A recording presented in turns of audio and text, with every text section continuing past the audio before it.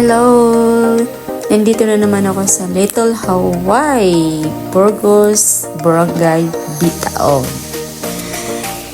And then, nag-grabe nindot kayo, diba? Peaceful.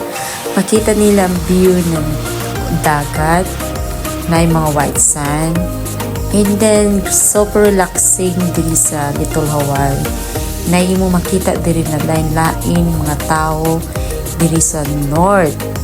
Super nice, ma-miss mo, ma-enjoy mo ang view, ma-enjoy mo ang mga food diri dapita sa Barangay Bitaog na North Siargao, Burgos. Sakop ini sa dyan ng Burgos.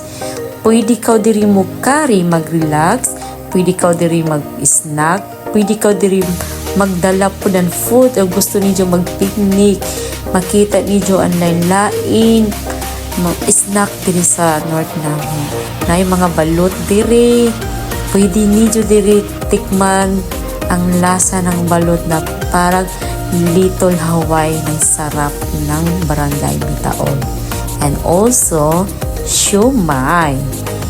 Ija ini siya his own recipe, I think, in secret place.